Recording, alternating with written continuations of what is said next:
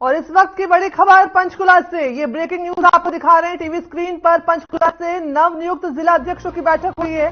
पंचकुला में बीजेपी के पंचकमल कार्यालय में भी बैठक हुई है। आपको बता दें, पंचकुला से इस वक्त की बड़ी खबर, प्रदेश अध्यक्ष नायब सैनी की अध्यक्षता में बैठक हुई है। 2024 के चुनावों को लेकर चर्चा चल रही है। जेपी नड्डा के दौरे को लेकर के जानकारी दी गई है। इस वक्त की बड़ी खबर टीवी स्क्रीन पर आप देख सकते हैं। पंचकुला से बड़ी खबर है जो 2024 लोकसभा चुनाव को लेकर की जा रही है। नवनियुक्त जिला अध्यक्षों की बैठक हुई है। इस बैठक में जेपी नड्डा के कल होने वाले दौरे को लेकर के चर्चा की जा रही है। साथ ही प्रदेश अध्यक्ष नायब सैनी ने इस बैठक की अध्यक्षता की है। 2024 को लेकर ये चर्चा जोरों पर, जेपी नड्डा के होने वाले दौरे को लेकर इसमें चर्चा की जा रही है। पंचकुला से ये बड़ी खबर आपको बता रहे हैं। बीजेपी के पंचकमल कार्यालय में ये बैठक चल रही है। प्रदेश अध्यक्ष नायब सैनी की अध्यक्षता में बैठक हो रही है। 2024 के चुनावों को लेकर चर्चा, जेपी नड्डा के दौरे को लेकर चर्चा।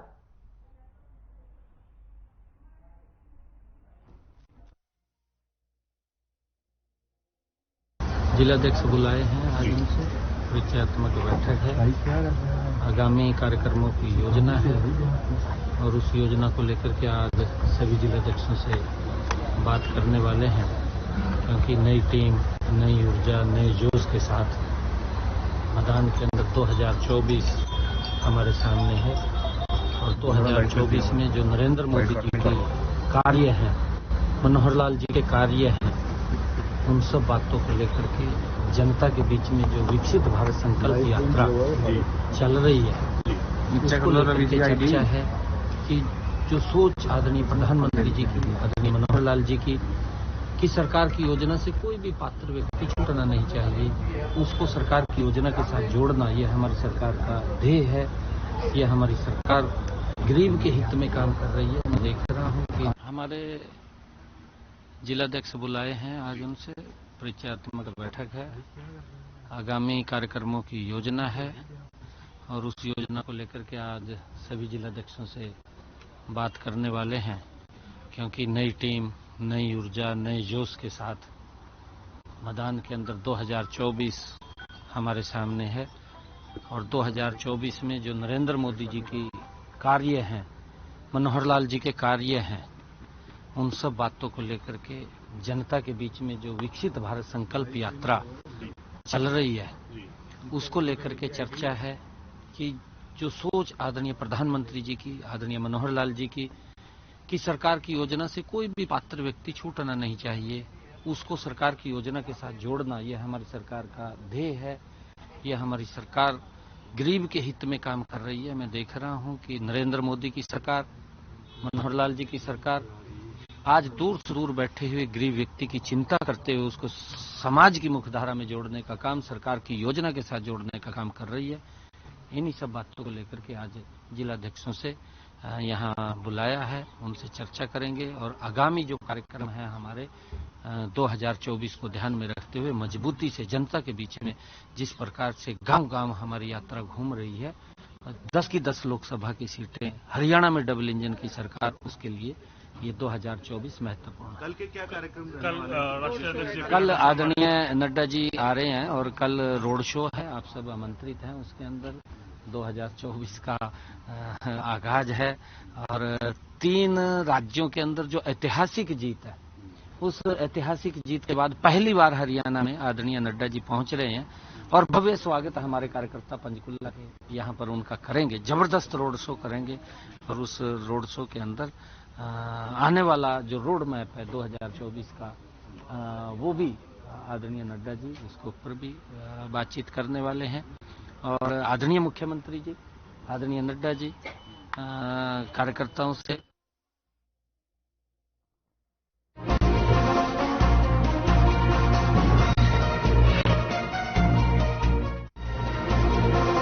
खबर भिवानी से है, जहां लोकसभा चुनाव को लेकर तैयारियां शुरू हो गई। ऐसे क्रम में शुक्रवार को जेजेपी के राष्ट्रीय अध्यक्ष डॉक्टर अजय चौटाला भिवानी पहुंचे और एक बड़ा ऐलान करते हुए उन्होंने कहा कि भिवानी लोकसभा सीट से या तो मैं या दिग्विजय चौटाला चुनाव लड़ेंगे। इतनी जल्दी लोकसभा उम्मीदवार की घोषणा और बीजेपी के साथ चुनाव लड़ने को लेकर अजय चौटाला ने कहा कि हम एनडीए के घटक दल हैं, ऐसे में साथ मिलकर चुनाव लड़ेंगे।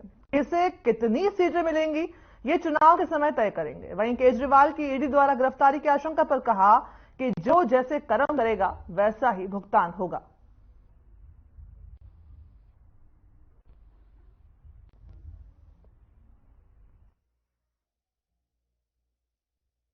सबसे पहले मैं आपकी जानकारी में यही लेके आता हूं कि भिवानी महेंद्रगढ़ संसदीय क्षेत्र से मुझे परमिशन मिली तो मैं लड़ूंगा, अन्यथा दिग्विजय सिंह चौटाला को लड़ाएंगे। तो क्या उसकी तैयारी तो शाम से शुरू की गई है सर? बिल्कुल बिल्कुल, तो शाम से ही शुरू की है। अब निरंतर ये प्रक्रिया चलती रहेगी। तो क्या लगता है सर, तो शाम जो बंसीलाल का गढ़ रहता है वहाँ बीजेपी कुछ कमाल कर पाएगी? तो शाम बंसीलाल का गढ़ रहा है सर। गढ़ किसी के नहीं रहे भैया, गढ़ तो ढह गए। अब तो प्रजातंत्र में जनता के पास सारी शक्ति है, फैसला जनता करती है। गढ़ तो हमने ढा दिए थे पहले, गढ़ जिनके थे उनके तो हमने धराशायी कर दिए पहले ही।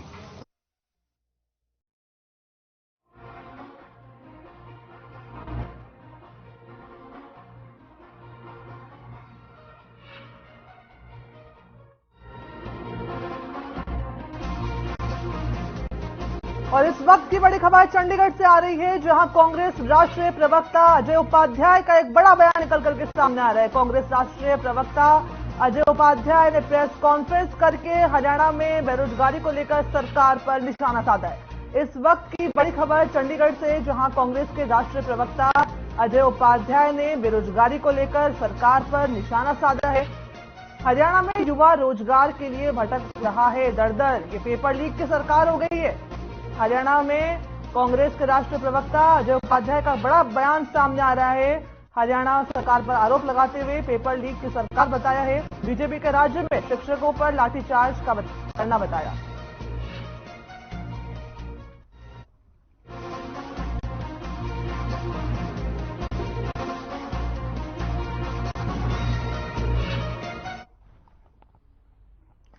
खबर कोसली से है, जहां विधायक लक्ष्मण सिंह यादव ने शुक्रवार को कोसली से चलाई गई आगरा और हरिद्वार की 2 नई बसों को हरी झंडी दिखाकर के रवाना किया और कहा जल्द ही कोसली से खाटू श्याम के लिए एक नई बस चलाई जाएगी। साथ ही कांग्रेस पर भ्रष्टाचार के भी आरोप लगाए और कहा कि कोसली का आरओबी जो कि कांग्रेस कार्यकाल में बना था, लेकिन भ्रष्टाचार के हल्के मटीरियल के कारण यह मात्र 2 सालों में जर्जर हो गया, जिसे अब दोबारा 13.5 करोड़ की लागत से बनाया जा रहा है। कांग्रेस का यह भ्रष्टाचार जग जाहिर है।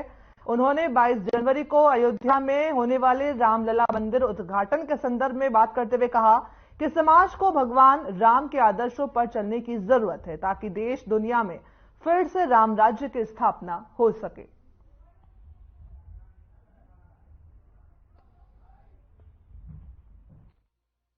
देखो जो ये है, सबसे पहले हमारा जो मेन कार्य होता है वो होता है अपना जो पब्लिक हित को देखते हुए, तो जन सेवा का मेन लक्ष्य रहता है हमारा। उसके बाद हम देखते हैं कि हमें उससे इनकम कितनी हो रही है रोडवेज में। तो हमने इसको दोनों रूप से देख के, और जैसे विधायक जी की डिमांड थी मथुरा की तरफ, आगरा की तरफ चलाने की, तो उसको पूरा किया है। हरिद्वार एक धार्मिक स्थल है, उसके लिए सर्विस दी है। और उसके अलावा 10 बसें अभी हमने यहाँ रोडवेज की मंगवाई हैं, नई बसें। तो जो हमारा रेवाड़ी से टाइम बंद था 4-10 का, उसको चालू करवा दिया। नारनौल पे कम ठहरे थे, महेंद्रगढ़ पे उनको बढ़ाया है। जो बसें पहले गुड़गांव तक जाके जयपुर जाती थी उनको दिल्ली तक किया, क्योंकि BS6 गाड़ी दिल्ली भी जा सकती है। तो उन चीजों को देखते हुए हमने ये सब किया, और आगे भी हम अच्छी सर्विस देते रहेंगे। जैसे अभी डिमांड है ये खाटू श्याम जी की, तो अब उस पर काम करेंगे, वो कोशिश करेंगे जल्दी से। आज इलाके को रोडवेज डिपार्टमेंट की तरफ से बहुत बड़ी सौगात मिली है। इसमें GM साहब अपने देवदूत का बड़ा प्रयास है, और आपने देखा कि इनके प्रयास से आज 2 बसें आज हमने हरी झंडी दिखाई है, जो कोसली से हरिद्वार और कोसली से आगरा, और तीसरा भी निकट भविष्य में हम श्याम बाबा के लिए भी ये रास्ता खोलेंगे, एक नई बस और चलेगी। तो आज निरंतर लोगों को यातायात में असुविधा ना हो, इसके लिए सरकार प्रयासरत है। इसके लिए मैं आदरणीय मुख्यमंत्री जी का भी धन्यवाद करूंगा।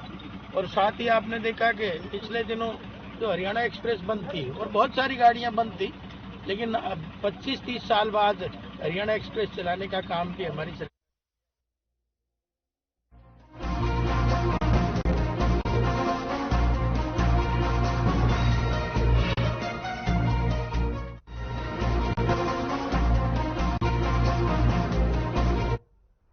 अगली खबर रेवाड़ी से है, जहां रेवाड़ी के बाल भवन में जिला लोक संपर्क एवं परिवेदना समिति की मासिक बैठक का आयोजन किया गया। बैठक की अध्यक्षता करते हुए प्रदेश के श्रम राज्य मंत्री अनूप धानक ने परिवादों की सुनवाई की। इस दौरान उन्होंने मौके पर 12 परिवादों का समाधान किया। वहीं 2 परिवादों को अगली बैठक के लिए रखा है। बता दें कि बैठक के दौरान रेवाड़ी शहर के सेक्टर 18 स्थित पार्क के मसले को लेकर सेक्टर वासियों और ढालियावास के ग्रामीण आमने सामने हो गए। उनमें जमकर बहस हुई। बताया जा रहा है कि परिवेदना समिति की बैठक में सुनवाई के बाद भी दोनों पक्ष आपस में भिड़ गए। पुलिस ने बीच बचाव करते हुए इस मामले को शांत करवाया।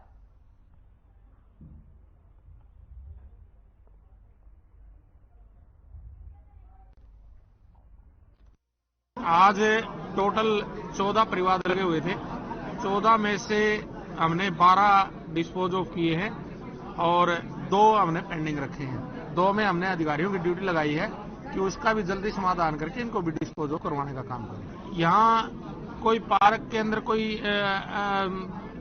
इंक्रोचमेंट थी, कोई किसी प्रकार की निशानदेही का मामला था, कोई बिजली की कोई बड़ी लाइन है वो तार हटाने की मांग थी, इस तरह की डिमांड।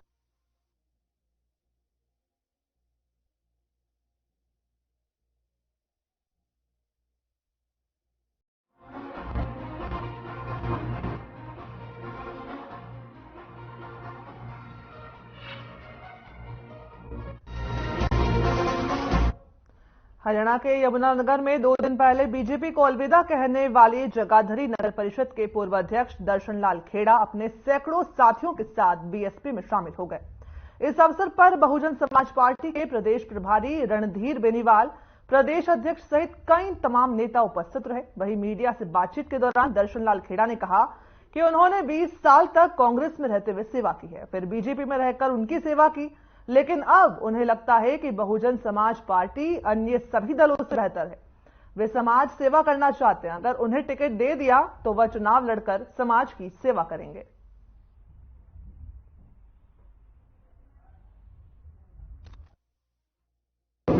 देखिए, मेरा मकसद है समाज की सेवा करना वह अपने हलके का सुधार करना। आपने देखा होगा, लोग जनता से वोट ले जाते हैं, नेता बन जाते हैं, लेकिन हलके का सुधार नहीं करते। आपने पहले भी मेरे काम देखे हुए हैं। मेरी शुरू से मंशा रही है कि अपने हलके का सुधार करना है, समाज की सेवा करनी है। उसके लिए मेरे को बीएसपी से अच्छा कोई प्लेटफॉर्म नजर नहीं आया। आप सभी जानते हैं कि मैंने कांग्रेस में 20 साल तक पार्टी की तन मन धन से सेवा की है। जितनी मेहनत मैंने की है, आप सभी साक्षी हो इस बात के, किसी और ने जगाधरी में मेहनत ही नहीं की। सन 2019 में मैंने जब कांग्रेस छोड़ी थी, उसके बाद आज तक एक भी मीटिंग कांग्रेस की शहर में नहीं हुई है। क्या था, उन्होंने कोई मान सम्मान नहीं दिया, ना ही मैं ज्यादा वहां पर एक्टिव रहा हूं। देखो, अगर हम खाली यमुनानगर की बात करें, क्योंकि यमुनानगर की ज्वाइनिंग आज जगाधरी की ज्वाइनिंग है और सभी हमारे साथ इस टाइम पे बहुजन समाज पार्टी के प्रदेश अध्यक्ष आदरणीय राजवीर सोरकी जी उपस्थित हैं और हमारे बीच में हरियाणा प्रदेश के केंद्रीय प्रभारी कुलदीप सिंह बालियान जी उपस्थित हैं। हमारे बीच में टीकरा जी, विशाल गुर्जर जी और जो प्रदेश के उपाध्यक्ष हैं सही राम जी, ये सब लोग उपस्थित हैं। और इस ज्वाइनिंग में निश्चित तौर पर अगर यहाँ पे यमुनानगर की बात करें तो बहुजन समाज पार्टी का एक बड़ा गढ़, बड़ी मजबूत और ताकत जो बड़ी रही है वो पहले से ही यमुनानगर रही है। और यमुनानगर में इस ज्वाइनिंग का बहुत बड़ा लाभ बहुजन समाज पार्टी को निश्चित तौर पर होगा।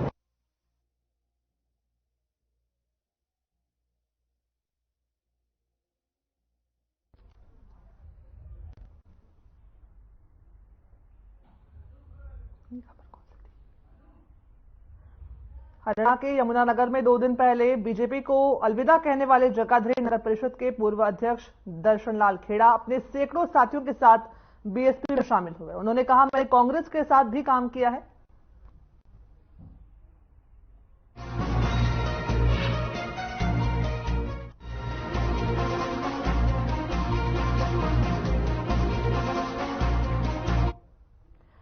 हरियाणा के यमुनानगर में एक व्यक्ति को नशे की ओवरडोज देकर हत्या करने का मामला सामने आया है। मृतक का नाम नीटू बताया गया है। पुलिस ने इस मामले में हत्या का मुकदमा दर्ज करके जांच शुरू कर दी है। पुलिस जांच अधिकारी बलबीर सिंह ने बताया कि उन्हें खेतों में शव मिलने की सूचना मिली थी। जब मौके पर पहुंचे तो शव मुंसबल के नीटू का मिला। पुलिस जांच अधिकारी ने बताया कि मृतक के परिजनों ने नशे का जहर देकर हत्या करने का आरोप लगाया है। मृतक के शरीर पर और कोई भी निशान नहीं पाए गए हैं। उसका मोबाइल, टिफिन, पर्स, बाइक भी मौके से गायब मिले हैं। हत्या किसने और किस कारण से की है, यह अभी तक स्पष्ट नहीं हो पाया है। पुलिस विभिन्न एंगल से इस मामले की जांच में जुटी हुई है।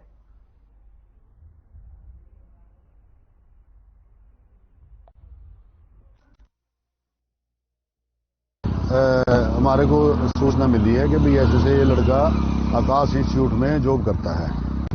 आकाश इंस्टीट्यूट है गब्बा हॉस्पिटल के पास यमुना में। तो भाई वो वहां से 6:15 साढ़े 6 बजे वहां से घर छुट्टी करके आता था और भी आज घर नहीं हो पहुंचा। ये इसके बारे में भाई तलाश कराई जाए। इसका हमने लोकेशन वगैरह पता किया और रामपुरा चौकी में इन्होंने कंप्लेंट दी। वहां पे सिटी थाना यमुना में इसका मुकदमा दर्ज हुआ है। तो अब सवेरे इसकी यहाँ पे डेड बॉडी मिली है। नीटू नाम का लड़का है, गाँव मुशम्बल से।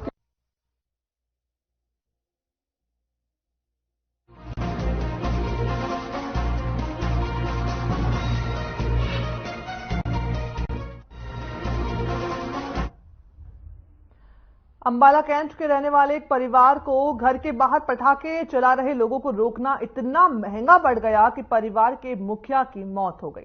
दरअसल कैंट के बब्याल में भागवत कथा चल रही थी और कुछ लोग पटाखे चला रहे थे। घर में छोटे बच्चे पटाखे की आवाज से डर रहे थे, इसीलिए जब लोगों को पटाखे चलाने से हरलाभ सिंह और उनका बेटा रोकने गया तो ये रोकना बहस में बदल गया और फिर हाथापाई इस कदर शुरू हो गई, धक्का मुक्की हुई कि हरलभ सिंह नीचे गिर गए और उनकी मौत हो गई। हालांकि पुलिस अब इस मामले में हर तथ्य से जांच कर रही है। मृतक के बेटों ने बताया कि घर में 2 छोटे बच्चे पटाखे की वजह से डर रहे थे। जब उन्होंने इसका विरोध किया तो लोगों ने उनके साथ हाथापाई कर दी। इस दौरान उनकी पगड़ी भी खुल गई और उनके पिता के साथ हाथापाई की, जिसमें उनकी जान चली गई। फिलहाल पुलिस ने शव को पोस्टमार्टम के लिए रखवा दिया है और आगे की जांच कर रही है।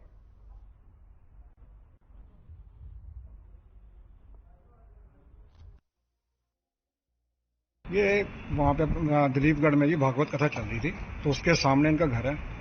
तो वहाँ पे कुछ बच्चों ने पटाखे चलाए होंगे, तो उन्होंने मना किया कि पटाखे मत चलाओ।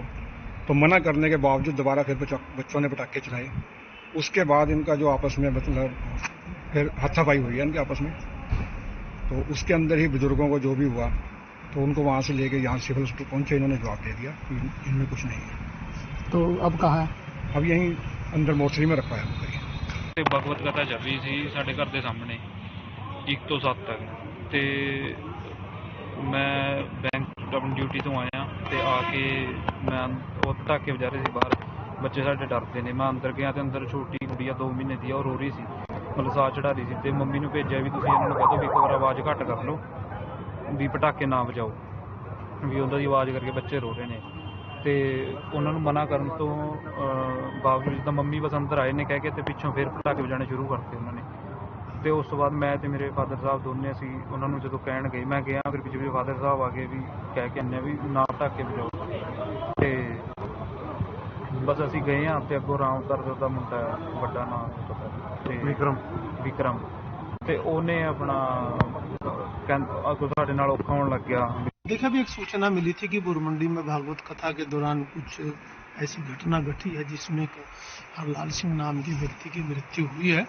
उसकी जांच के लिए यहाँ मौका में आए हैं। डेड बॉडी जो मोर्चरी में है, डेड बॉडी का जो पोस्टमार्टम करवाया जाएगा। पोस्टमार्टम के बाद जो भी डॉक्टर्स की रिपोर्ट होंगी उसके हिसाब से कानूनी कार्रवाई की जाएगी।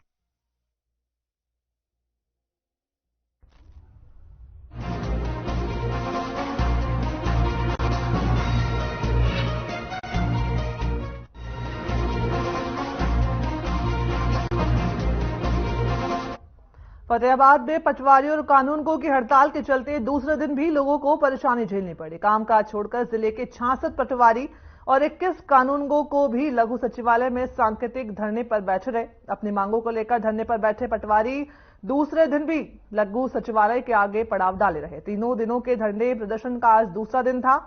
लघु सचिवालय के बाहर बैठे पटवारियों ने सरकार के खिलाफ जमकर नारेबाजी की। सरकार पर वादा खिलाफी का आरोप भी लगाया और कहा कि अगर उनकी मांगे पूरी नहीं हुई तो मजबूरन उन्हें आंदोलन को लंबा करना पड़ सकता है। पटवारियों का यह भी कहना है कि वेतनमान जो विसंगतियां उन्हें लेकर भी सरकार से बार बार गुहार लगाई जा रही है, मगर सरकार वादा करके पलट जाती है। धरनारत पटवारियों ने साफ कर दिया कि फिलहाल उनका प्रदर्शन 3 दिन का ही है। अगर उनकी समस्या का कोई समाधान नहीं निकला तो वे अपने आंदोलन को आगे बढ़ा सकते हैं। पटवारियों की हड़ताल के कारण राजस्व से जुड़े काम ठप हो गए हैं। तहसील और ई दिशा केंद्र सुनसान पड़े नजर आ रहे हैं। जो लोग अपने काम को लेकर तहसील में आए उन्हें बेरंग होकर वापस लौटना पड़ा।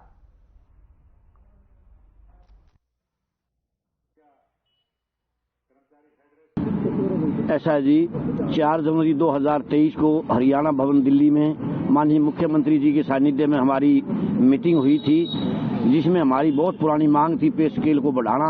हमारी मांग थी 35,400 की, तो 35,400 थी तो नहीं, लेकिन उन्होंने 32,100 का अपने वायदे के मुताबिक 26 जनवरी से पहले 24 जनवरी 2023 को नोटिफिकेशन करवा दिया और हमने उसको सहर्ष स्वीकार किया और अपने हड़ताल उनके मात्र आश्वासन पर ही हमने खत्म कर दी थी। उन्होंने ट्वीट भी किया था कि आपकी मांग ये भी मानी जाएगी और पटवार सर्कल और कानूनगो की पोस्टें भी बढ़ाई जाएंगी, भर्तियां भी की जाएंगी, लेकिन वो भी आज तक नहीं हुआ है। और हमारा जो पे स्केल बढ़ाने का था 9 फरवरी को एक उसी लेटर में वही लेटर दोबारा वायरल होता है 9 फरवरी को, जो 24 तारीख को हुआ था। उसमें पर्सपेक्टिवली शब्द एक घुसेड़ दिया रिमार्क्स कॉलम के तहत, जिससे हमारा सारा वेतनमान बढ़ोतरी का सारा तर्कसंगत जो होना चाहिए था वो नहीं हो पाया। और उसके बाद से ही हम निरंतर अपने सक्षम अधिकारियों के पास जा रहे हैं और हमारे सारे एफसीआर जो उस वक्त जिनकी रहनुमाई में मीटिंग हुई थी, कुंडू साहब, बाद में जो खुल्लर साहब आए वो भी, हालिया जो हैं टीवीएसन प्रसाद जी, उन्होंने भी सब कहा है नौसलन ही होगा, नौसलन हम करवाएंगे। और खुल्लर साहब ने तो जिनकी कार्यशैली को पूरे हरियाणा भर में जाना जाता है, वर्ल्ड बैंक तक काम करके आए हैं, उन्होंने तो ये कहा था कि कैलकुलेशन हमने करवा ली है, 9 करोड़ 24 लाख सालाना का बजट जो है अतिरिक्त बनता है, ये सरकार के लिए कुछ भी नहीं है पटवारियों को देने के लिए। पटवारी विषम परिस्थितियों में काम कर रहे हैं, एडिशनल सर्कल भी संभाल रहे हैं। 4,000 पटवारी होने चाहिए, हम मात्र 1,400 पटवारी कार्यरत हैं। एक हमारी बहुत वो है कि भाई पटवारी HKRN की बजाय जो है वो SSC के लिए स्थायी भर्ती हो SSC के थ्रू